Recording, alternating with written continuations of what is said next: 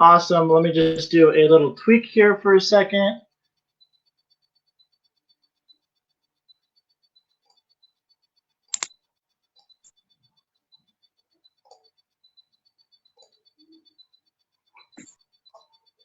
Amazing. Okay, so we are live. Awesome. Perfect. Yay. I'm just going to make sure that people are joined in, because that would suck if they weren't. Alrighty, cool. People are joining on in. This is awesome. I'm going to go ahead and just share it so that when we're started, a lot of people are interacting. I'm just going to make sure that people are joined in, because that would suck if they weren't. Will I be able to see you, or will I just look at myself? You know, you should be able to see me, but if not, then I think you probably... look at myself. Yeah, you might be able to just look at yourself for now, which is interesting, but yeah, I'm kind of looking at myself too in a way. So, alrighty, perfect. So we got a couple of people on. Charlie Walkley's watching as well. The man, the myth, the legend. Alrighty, so why don't we go ahead and start? And I'm going to introduce you. This is Anita Goss. She's amazing. She was a Jehovah's Witness, and you, correct me if I'm wrong, you still are, right? Well, for Jehovah's Witnesses, yeah, they're not okay with you being part of more than one religion. So from their viewpoint, I'm not. Okay. But you still practice something of this sort as well, you know, even though you're not in communication. I grew up with it. It's had a huge impact in my life. I'm very much in alignment with the beliefs of Jehovah's Witnesses. Beautiful. Beautiful. I love that. Perfect. So so basically you're in the Jehovah's Witness, and you still basically are practicing, but not in their viewpoint. And then you're also a Scientologist. I am a Scientologist, yes. Perfection. Awesome. So that's Anissa for you. I do want to ask you some questions. I do appreciate you being here and attending and being the guest speaker. It's a huge honor to have you on. Super huge. And let's just roll right into the questions. And if you want to expand on anything, please do so. We definitely want to hear from you. I'm not here to limit your communication. You can have as much communication as you want. And I'm pretty sure all of the viewers would love to hear it as well. Awesome. Sounds good. Woohoo! Alrighty. So the first question I have is, could you tell us what your experience is regarding Jehovah's Witnesses and Scientology? So I grew up a Jehovah's Witness. You know, that was my whole life. And one of my favorite things about being a Jehovah's Witness is the moral code and living a life that is at a high standard and has very high ethics. The impact of that on my life is I don't have a lot of regrets. I don't have a lot of things that I look at and say, you know, man, I wish I hadn't done that. I have a niece who's like a daughter to me. She's 24. And then I have a daughter who's 17. And the three of us have talked about that having grown up as Jehovah's Witnesses, we just see things differently than the majority of people, and we have a very high ethics level. So that is hugely beneficial. And then coming into Scientology, really, I got the formulas, I got the tools to really nail the moral code and the ethics that I learned as a Jehovah's Witness. You know, Jehovah's Witness, you have rules, you have laws that you follow, and you understand why, but it's not always easy to live at that level, especially in the world, the society that we're in. And I'm in Colorado. So, you know, we were at the forefront of marijuana being legalized and the massive amount of repercussions that have occurred because of that. And that could be a whole discussion of its own.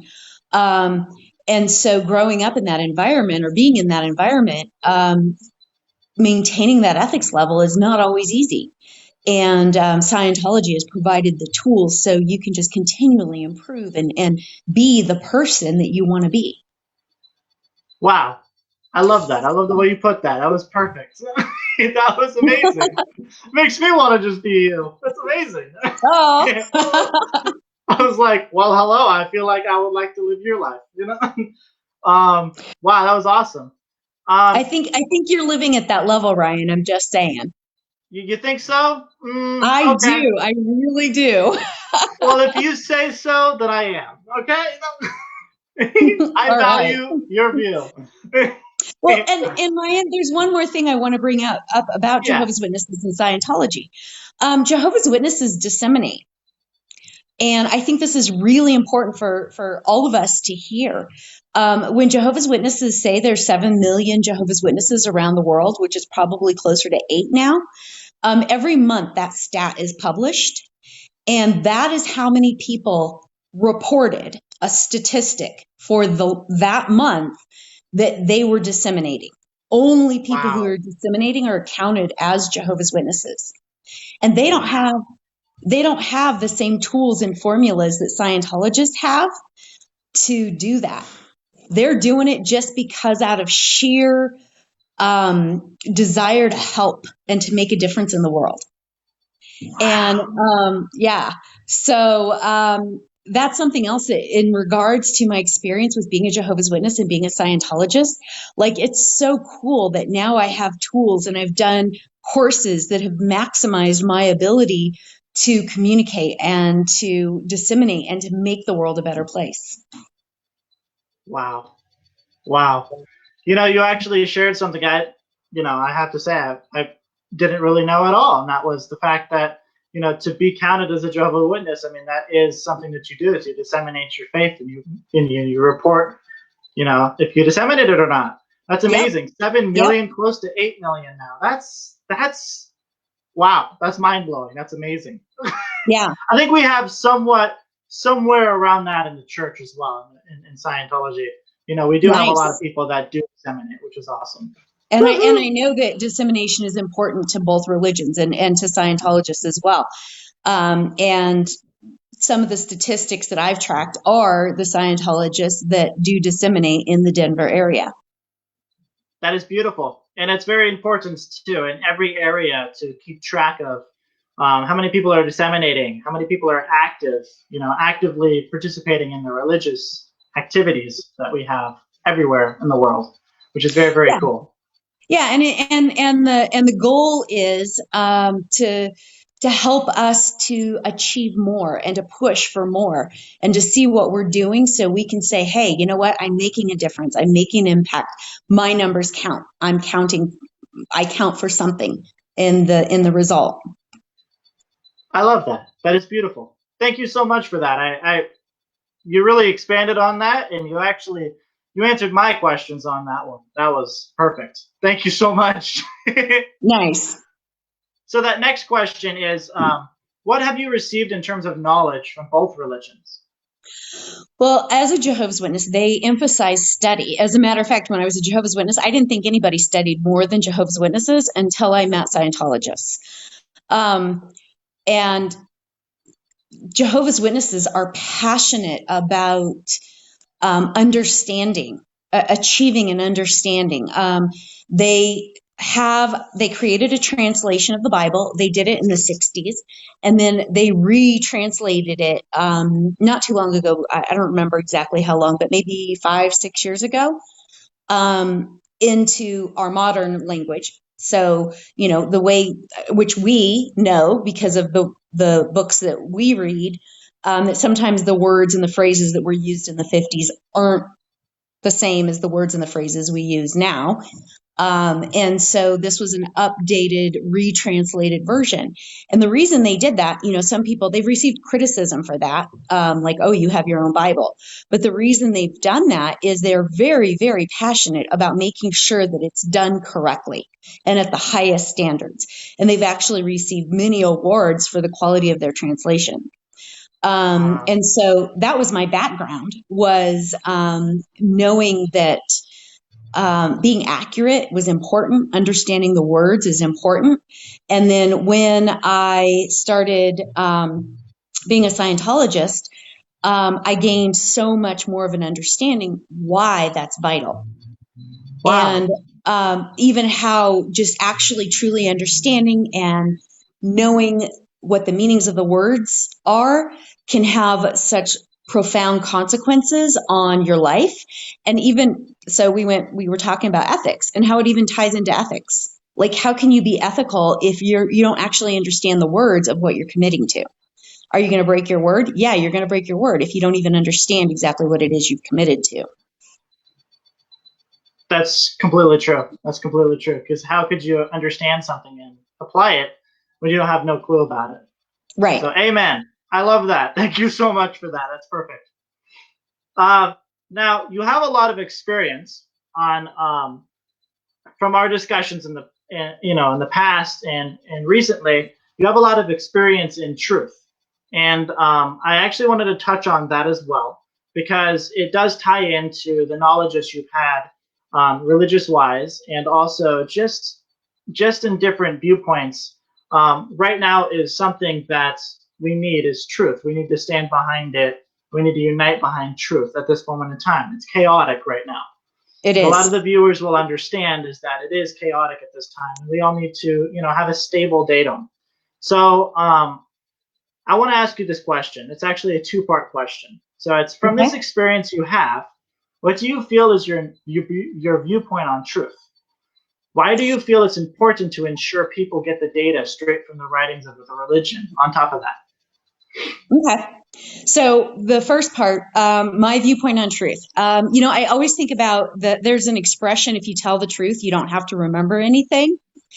And when we started talking about this interview and addressing truth, I looked it up to see who it was that was credited with that, and it was Mark Twain. It's attributed to Mark Twain.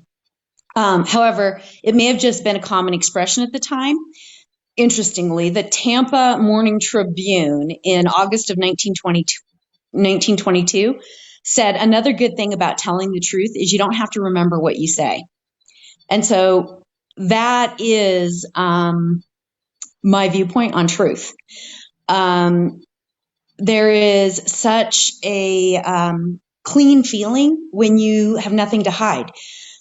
You can be really in the present moment, and you can experience life fully and then focus on creating the future instead of trying to focus on the past and covering up the past or keeping the past straight. So in order to move forward in life, you really have to be truthful and look at truth as a high priority. So that's my viewpoint on truth. I love that And viewpoint. Thank you for that. you're welcome. So when it comes to the data regarding a religion, Jehovah's Witnesses, one of the things, an expression they use is they talk about what they believe as the truth. And that's an expression they'll use in their conversation, the truth, blah, blah, blah. And they're actually talking about their religion. And Jehovah's Witnesses, like I said, they've gone to great lengths to find truth. In translating their Bible and translating the Bible and really wanting to know the meaning of things and where things come from. So when I hear people, it's kind of funny because I'll hear people say things about Jehovah's Witnesses and I'm like, that's not what they believe. And that's very common, actually. Probably, I would say more times than not, that's what happens. And now that I'm a Scientologist and I disseminate basically all the time, I hear the same thing. People say things about Scientology, and I'm like, where'd you hear that? And so really, the only way, well, let me actually back up. Number one, yes, the only way you can actually know what someone teaches is to hear it from them. That's number one.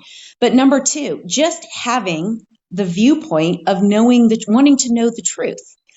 And that's not always easy. I mean, in our current situation, there's so many different viewpoints, and what's being covered up and what blah blah blah blah blah. It could be a rabbit hole in trying to find the truth. And yet, if that's your viewpoint and you're always putting that out there, what is the truth? What is the truth? And you keep asking questions, you're going to have a much better chance of getting true data, the actual data. And especially if you're investigating or inquiring about what a religion teaches, go to them, find out what they teach, ask several people, because people are still individual. They're still going to have their own viewpoint. But look in their publications, their books. What do they believe? That's the only way you're going to actually know what another individual or another organization thinks and feels.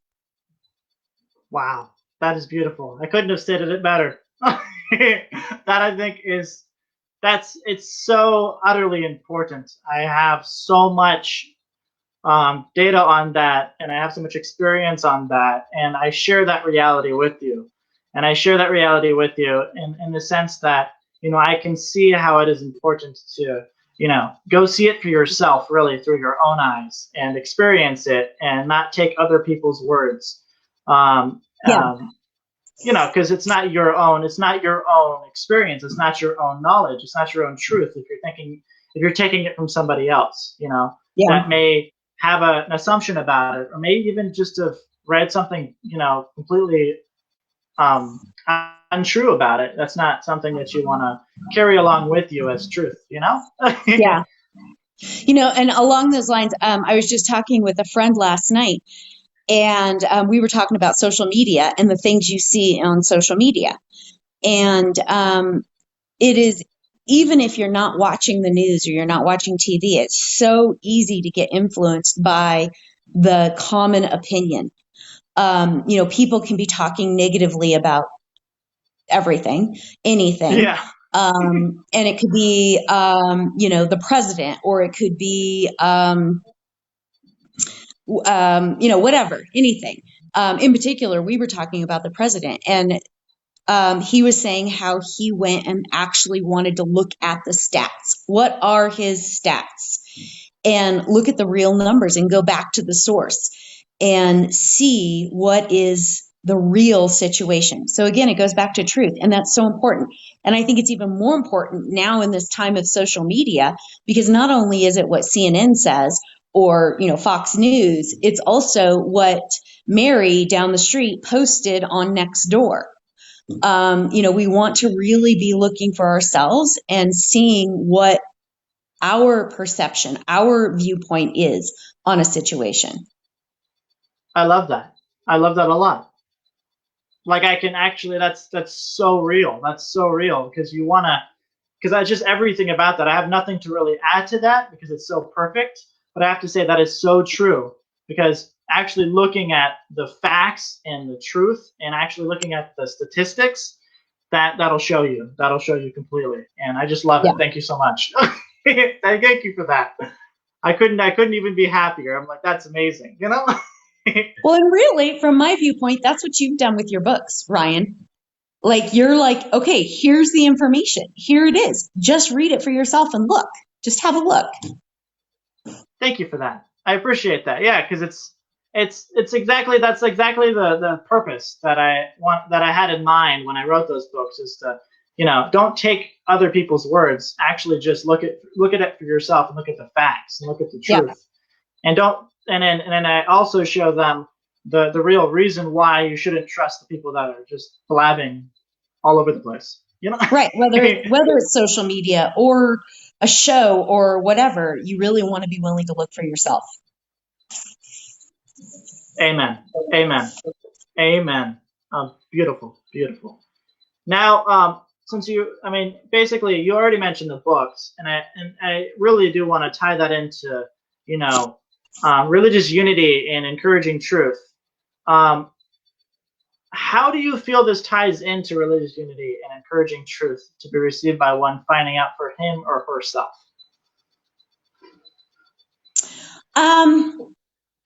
That's actually a tough question.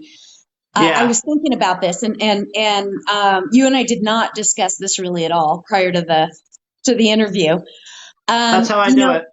As I mentioned, Jehovah's Witnesses use the expression "the truth," and they feel that what they believe and what they teach is the truth. And as a Scientologist, I've talked with many, many different people of different religions, and some are willing to say, you know what, let's all put our information out there and let each individual person decide their truth. And then there's other groups that basically feel we're right, everyone else is wrong, and you can't actually do that. So that's actually a really difficult viewpoint to address. My personal observation is you can look at the results, you can look at the statistics, and there are groups that are making a positive impact in the world. Like, for example, Jehovah's Witnesses. There's 7 million, close to 8 million around the world that teach people how to live a more moral and ethical life. I don't care what you do or don't agree or disagree with in regards to Jehovah's Witnesses. The effect they're having is the people that they go door to door and they talk to, they are sharing information that helps them have a more moral and ethical life. That is good. And every group that their statistics are that they are reaching out and helping the world be a better place is good. And getting into a battle of truth, you know what? Each person has to look for themselves and make a decision on what speaks to them. Like, that's all you can do. I love that. Yeah, I mean that's actually kind of like the angle I was getting at on that question, and you handled it very, very well. And that's why I threw it in there, because I was like, you know what, she could probably give me a little bit more detail on this, because I'm like, ooh, I've been thinking about it, and I want like another person's opinion, kind of viewpoint on it to help me out a lot as well. So you basically handled that, and I really do appreciate it. So now my gears are spinning in my head, which is great, because now I'm like, whoa, this makes total sense, So I'll have to tell you about that after the interview, because I think that'll be awesome to share with you. Yeah, I just realized. I'd love to hear that. Now, this one I think we did expand on before the interview, and I do really want you to just explain it, because I actually had a lot of realizations on it. And as you all know, we had a phone call, and it was, have you had any experiences in your life that relied heavily on making the truth known? And could you expand on this a little bit more? Sure. Let's go right in there. Let's do it. Okay. So at the time when I decided I was a Scientologist, I recognized the fact that actually just walking into a church of Scientology, there was a chance that I would be disconnected from by my family and my entire support structure, because Jehovah's Witnesses, you can't be more than one religion. So I was very curious. I wanted to know more. So this is a little more background than I gave you, Ryan. But I started learning the tools and the formulas in Scientology through the administrative tech, using it in business. And for 3 years, I studied that and learned that, and I was just blown away with how it worked. Like, it just worked. Just worked. So I started then wanting to know how else it could affect my life and improve my life. So as this transpired, my daughter, who was with her dad 50% of the time and with me 50% of the time, realized that I was a Scientologist, and I actually was taken to court, and I was accused of endangering my daughter's life. And the events of my life were twisted to such a degree that my own mother, she decided that everything she knew about me was wrong. And she sided with the man, my daughter's father, who had been verbally abusive and which she had heard personally for years. And she testified against me. So there were things in the accusation that were actually, it wasn't what I had done. It was actually what the accuser had done. So, and I actually am going to rephrase that. The person who was accusing me of endangering my daughter's life, he was actually to blame for some of the things that I was being accused of. And I use that word because I feel like I am responsible for everything that happens in my life. So there was something I did that created a situation where I was taken to court, but I was not to blame for what had happened and what this accuser had done. So, and then there were some other things that he accused me of that were just made up. And Scientology was also brought into it with the courts. So religion was put on the trial. Fortunately, the judge, she was wise enough to say, there is no way I am making a decision in regards to religion. Like, isn't going to happen. So that's an honest judge right there. Well, and yes, and very, very smart, like very smart. So I was very grateful for that. So one of the things that I recognized as there was some this situation began to unfold before it ever went to court, I recognized the fact that I could very much be misrepresented in regards to the events that were happening. So I made sure that I documented everything and with credible official witnesses, including a counselor that was involved in what was going on with my daughter. And I made sure that my daughter had the opportunity to be heard and validated for her experience in the situation. And so, and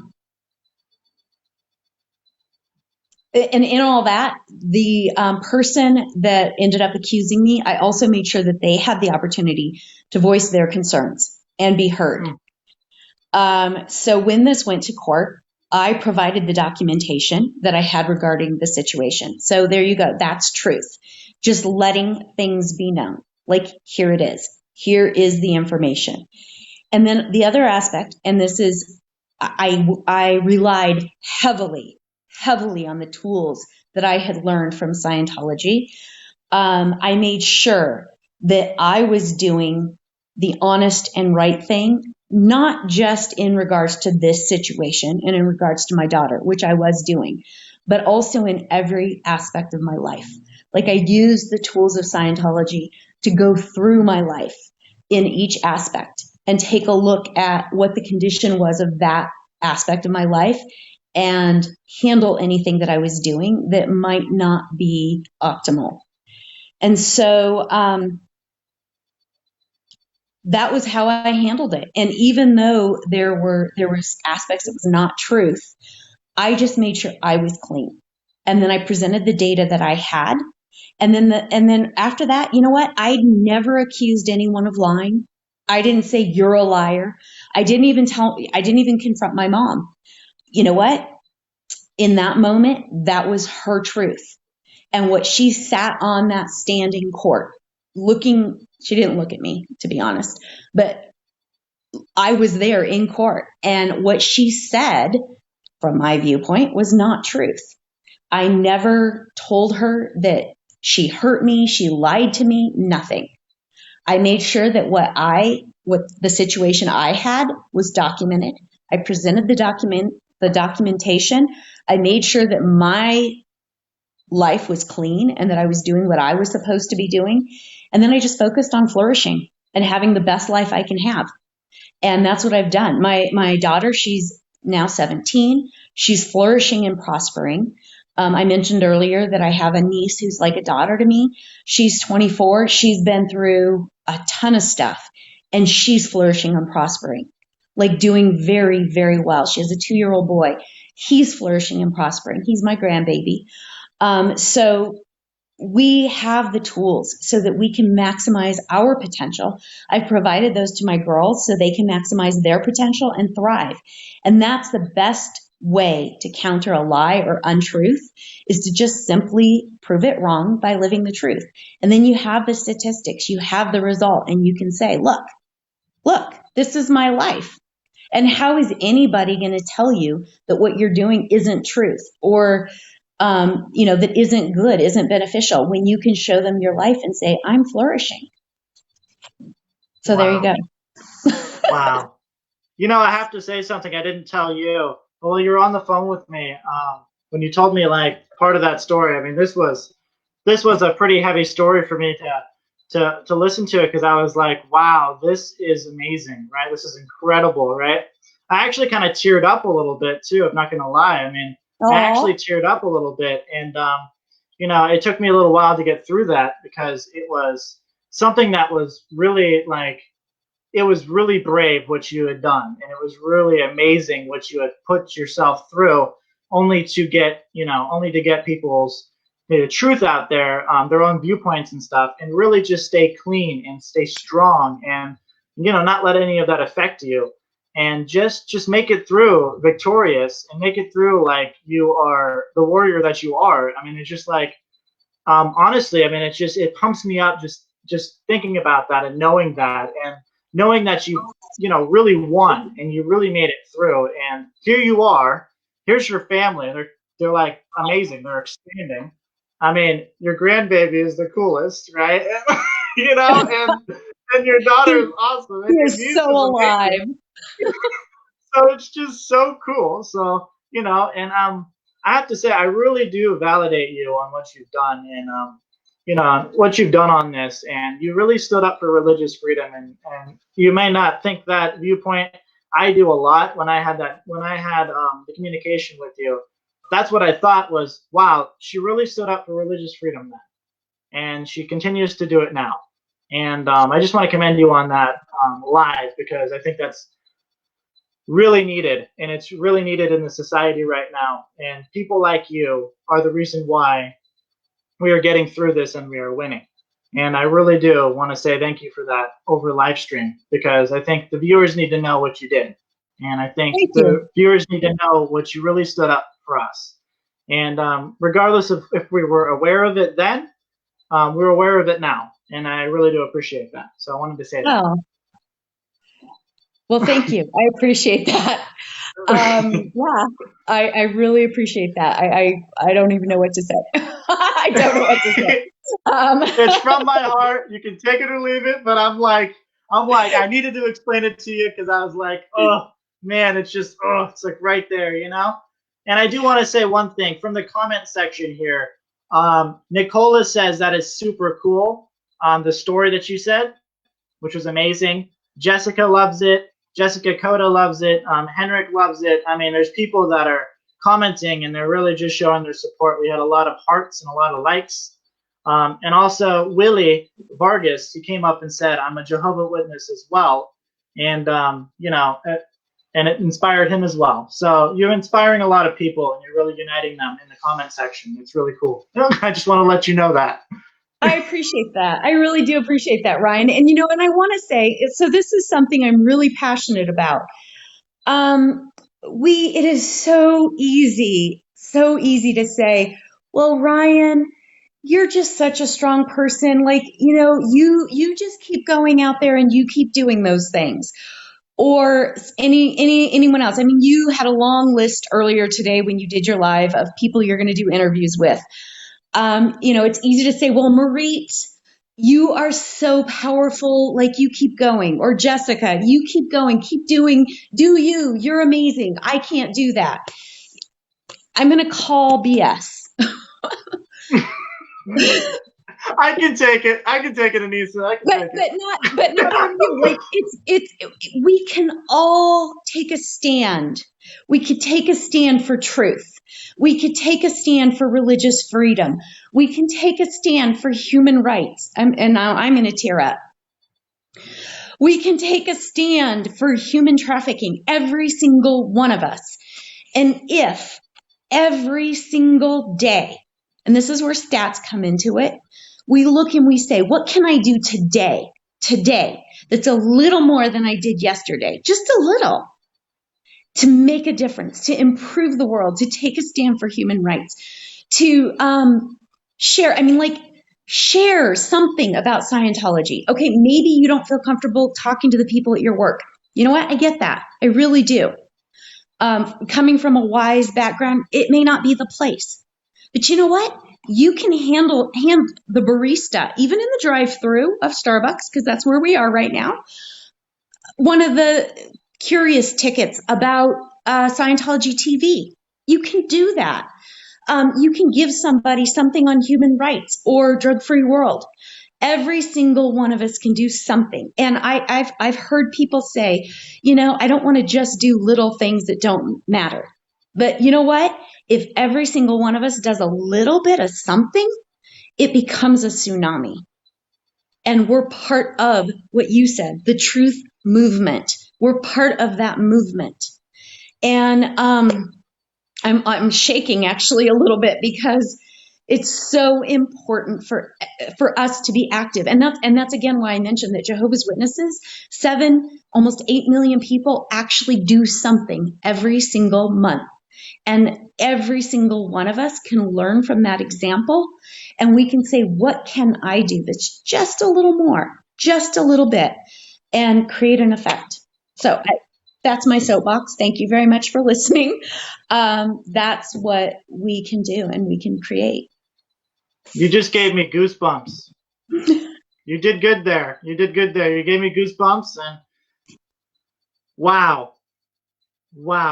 That was incredible. That was incredible. I think you answered my last question there. Oh, did I? Like, Good. without even asking it. I don't even think I needed to. I actually think that you really did just right there just show me the My purpose. Yeah, your purpose right there, and your drive and what's true for you, and what's real, and what inspires you and what will inspire others. And it also just boosted the truth about we can all get lost in our drives and our ways of doing things and our viewpoints and other people's viewpoints. But if we all just stick with that stable datum, we all just stick with that truth, and we all just stick with us all coming together as a movement, like you said, and just moving through and applying just a little small portion in it. Yes, it all turns into a huge movement, a tsunami, as you said, and just really making it happen, and being unstoppable. And I think that's just incredible. And I thank you for that. And shifting where this world is going. I mentioned earlier marijuana being legalized in Colorado, and the effect, not the opinion, but the effect I've actually observed. We can have an effect. We can change the direction things are going. Each of us doing a little bit. I love that. And that inspires me. That inspires me completely, 100%. And I'm all driven, and I'm all like ready, and I'm like inspired, and I'm motivated now. I mean, geez, I don't know about the viewers, but I am inspired. Yay! I don't know, but I am inspired. Let's go. Woo! Let's go. And I love it. You and I have talked about some things that we can maybe do to really start making a difference. And if we all have those conversations, it's good. We'll achieve the goal of improving the world, making it a better place for all of us. Amen. We're going to end it there because I think that's a beautiful message, and I think that I don't really need to add any more. I think this has basically just been a beautiful message, a beautiful interview, and I feel like I got a lot out of it, and I feel like the viewers did as well, and I feel like you are an amazing being, and everybody should support you. So reach out to Anissa and see what you can help her with, and if you definitely want to join in on the truth movement, it's an amazing movement. We're making a lot of stuff happen. Go to my Facebook page if you wanted any information on that. Anissa will tell you also. We'll just all work together, and we'll just make a difference. Let's do this thing. Thank you so much, Anissa, for joining on in. We're going to have you again soon. We're just killing it, making it happen in your name. Here we go. Alrighty. Talk to you guys later. Bye. Bye.